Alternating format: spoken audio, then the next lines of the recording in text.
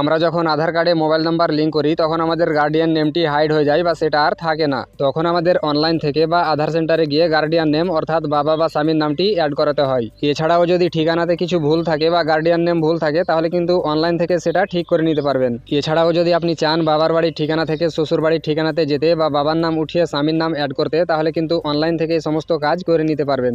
এই সমস্ত কাজ করার জন্য অবশ্যই আপনার আধার কার্ডের সাথে মোবাইল নাম্বার লিঙ্ক থাকতে হবে এবং সেই মোবাইল নাম্বারটি চালু থাকতে হবে। এই সমস্ত কাজ আপনার মোবাইল ফোন দিয়েও কিভাবে করবেন তার সম্পূর্ণ প্রসেস আজকের ভিডিওর মাধ্যমে দেখাবো। চ্যানেলে নতুন হলে অবশ্যই চ্যানেলটি সাবস্ক্রাইব করবেন এবং পাশে থাকা বেল বাটনে ক্লিক করে নোটিফিকেশন অল করে দেবেন। আর আপনি যদি ফেসবুক থেকে ভিডিওটি দেখেন তাহলে অবশ্যই পেজটি ফলো করে আপনজনদের শেয়ার করে ইনফরমেশন দেওয়ার চেষ্টা করবেন। তো চলুন ভিডিও শুরু করা যাক। আধার কার্ডে ঠিকানাটি আপডেট করার জন্য বা গার্ডিয়ান নেম অ্যাড করার জন্য মোবাইল অথবা কম্পিউটারে যে কোনো একটি ব্রাউজারে সার্চ বারে এসে লিখবেন UIDAI লিখে সার্চ করে দেবেন। সার্চ করতেই আপনার সামনে পরবর্তী এরকম একটি ইন্টারফেস চলে আসবে। তো এখানে প্রথমে দেখেন uidi.gov.in এর যে অফিসিয়াল ওয়েবসাইট সেটি প্রথমে চলে আসবে। আপনি এই প্রথম লিঙ্কে ক্লিক করবেন। ক্লিক করতেই পরবর্তী এরকম একটি ইন্টারফেস চলে আসবে। এখানে আপনাকে ভাষা সিলেক্ট করতে বলছে কোন ভাষাতে আপনি ওয়েবসাইটটি ব্যবহার করতে চান। আপনার পছন্দ অনুযায়ী এখান থেকে একটি ভাষা সিলেক্ট করবেন। সিলেক্ট করতেই পরবর্তী এরকম একটি ইন্টারফেস চলে আসবে। তো এখান থেকে বাম দিকে উপরের দিকে দেখেন মাই আধার বলে একটি অপশন রয়েছে, এখানে ক্লিক করবেন। তারপর দেখেন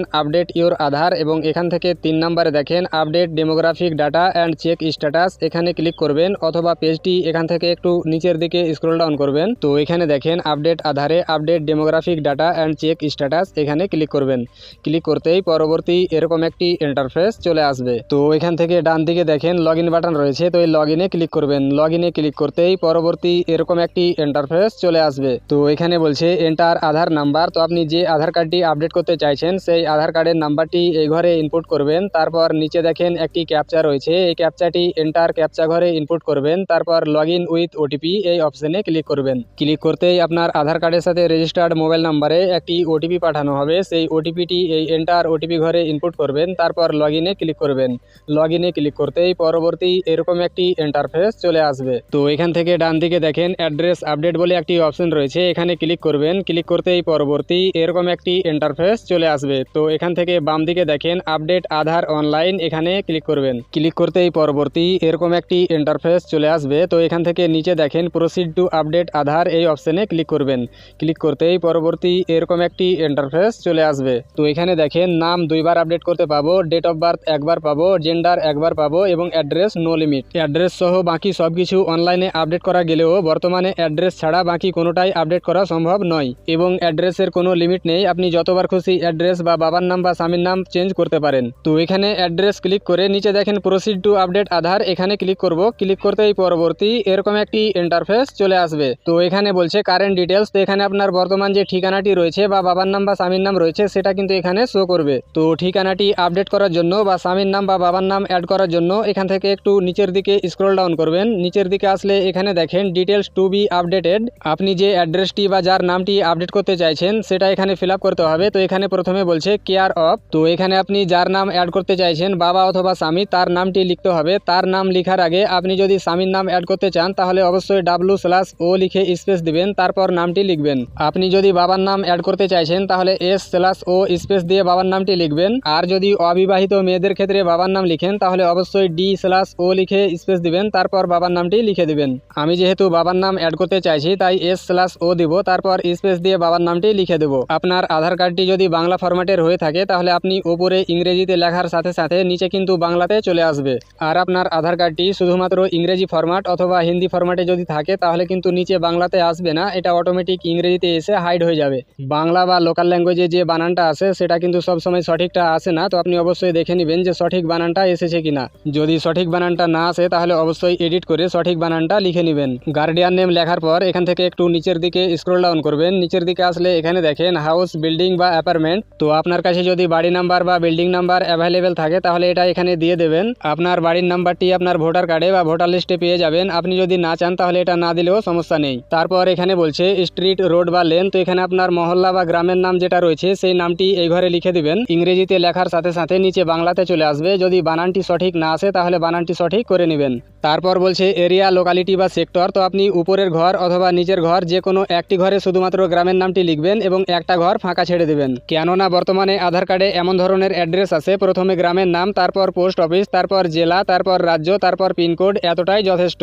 তো গ্রামের নামটি লেখার পর এখান থেকে একটু নিচের দিকে স্ক্রল ডাউন করবেন। নিচের দিকে আসলে এখানে দেখেন ল্যান্ডমার্ক। তো আপনার বাড়ির আশেপাশে যদি কোনো পরিচিত বড় কোনো জিনিস থাকে তাহলে সেটা এখানে মেনশন করতে পারেন, অথবা এটাও ফাঁকা ছেড়ে দিবেন। তারপর একটু নিচের দিকে স্ক্রল ডাউন করবেন। নিচের দিকে আসলে এখানে দেখেন পিনকোড। তো আপনার এরিয়ার যে পিনকোডটি রয়েছে সেই পিনকোডটি এই ঘরে ইনপুট করবেন। পিনকোডটি ইনপুট করার সাথে সাথে কিন্তু আপনার রাজ্য প্লাস জেলা যেটা রয়েছে সেটা অটোমেটিক সিলেক্ট হয়ে যাবে। তারপর এখান থেকে একটু নিচের দিকে স্ক্রল ডাউন করবেন। নিচের দিকে আসলে এখানে দেখেন ভিলেজ, টাউন বা সিটি। তো এখান থেকে আপনার গ্রামের নামটি সিলেক্ট করবেন। সিলেক্ট করতে কিন্তু আপনার পোস্ট অফিস যেটা রয়েছে সেটা অটোমেটিক সিলেক্ট হয়ে যাবে। তারপর একটু নিচের দিকে স্ক্রল ডাউন করবেন। নিচের দিকে আসলে এখানে দেখেন select valid supporting document type, এখানে ক্লিক করবেন। এখানে ক্লিক করলে যতগুলো সাপোর্টিং ভ্যালিড ডকুমেন্ট রয়েছে সবগুলো এখানে শো করবে। তো এখান থেকে আপনাকে একটি সাপোর্টিং ডকুমেন্ট সিলেক্ট করতে হবে যেখানে আপনার অ্যাড্রেস সহ আপনি যার নাম অ্যাড করলেন বাবা অথবা স্বামী তার নামটি ঠিকঠাক থাকতে হবে। Voter card, ration card, passport, bank passbook সহ বিভিন্ন ধরনের অপশন পাবেন। আপনার কাছে যে ডকুমেন্টটি রয়েছে সেটা সিলেক্ট করবেন।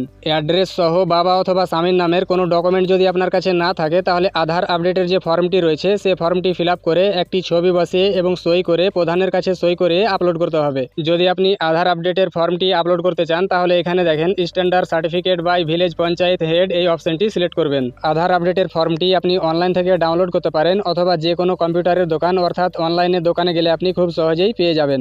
আমি যেহেতু অ্যাড্রেস প্রুফ হিসাবে রেশন কার্ড দিতে চাই তাই এখান থেকে রেশন কার্ড সিলেক্ট করব। সিলেক্ট করতেই এরকম একটি পপ আপ চলে আসবে, এখান থেকে ওকে বাটনে ক্লিক করব। তারপর এরকম একটি ইন্টারফেস চলে আসবে। তো এখানে দেখেন view details and upload document, এখানে ক্লিক করব। ক্লিক করতেই পরবর্তী এরকম একটি পপ আপ চলে আসবে, এখানে বলছে কন্টিনিউ টু আপলোড, এখানে ক্লিক করবেন। এখানে ক্লিক করতেই ফাইল লোকেশনে নিয়ে যাবে, যেখানে আপনার ডকুমেন্টটি রাখা আছে সেটা সিলেক্ট করবেন। তারপর ওপেনে ক্লিক করে দেবেন।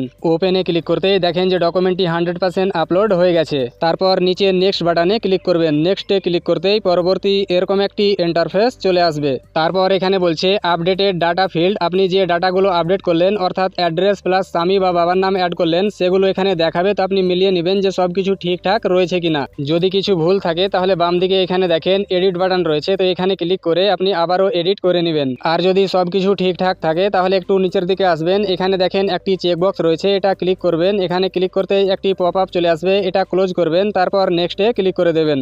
নেক্সটে ক্লিক করতেই পরবর্তী এরকম একটি ইন্টারফেস চলে আসবে এবং এখানে বলছে dear resident you will be charge Rs50 to process the online update request. Online data update করার জন্য আপনাকে 50 টাকা পেমেন্ট করতে হবে, যার জন্য নিচে দেখেন একটি ডিক্লারেশন রয়েছে, এটা অ্যাকসেপ্ট করবেন। তারপর একটু নিচের দিকে স্ক্রল ডাউন করবেন, এখানে দেখেন পেমেন্ট করার জন্য দুটি অপশন রয়েছে। তো এখানে রাজো পে অথবা পে ইউ বিজ যে কোনো একটি সিলেক্ট করবেন। তারপর মেক পেমেন্টে ক্লিক করবেন। মেক পেমেন্টে ক্লিক করতেই পরবর্তী এরকম একটি ইন্টারফেস চলে আসবে। তো 50 টাকা পেমেন্ট করার জন্য অনেক ধরনের অপশন পেয়ে যাবেন, আপনি যেটার মাধ্যমে পেমেন্ট করতে চান সেটা দিয়ে পেমেন্ট করে দেবেন। আমি যেহেতু ফোনপে অথবা যে কোনো ইউপিআই অ্যাপ্লিকেশনের মাধ্যমে পেমেন্ট করতে চাই তাই এখানে ফোনপে বা ভীম ইউপিআই এখানে ক্লিক করব। ক্লিক করতেই পরবর্তী এরকম একটি ইন্টারফেস চলে আসবে। তো এখান থেকে প্রসিড বাটনে ক্লিক করব। প্রসিডে ক্লিক করতেই পরবর্তী এই পেজটি চলে আসবে। তো এখানে বলছে scan and pay via PhonePe. তো আপনি যদি কিউআর কোড শো করে স্ক্যান করে পেমেন্ট করতে চান তাহলে এখানে শো কিউআরে ক্লিক করবেন। আর যদি ফোনপে নাম্বার দিয়ে ওটিপির মাধ্যমে পেমেন্ট করতে চান তাহলে নিজে ফোনপে নাম্বারটি ইনপুট করবেন। আমি যেহেতু কিউআর কোড শো করে পেমেন্ট করব তাই শো কিউআরে ক্লিক করব।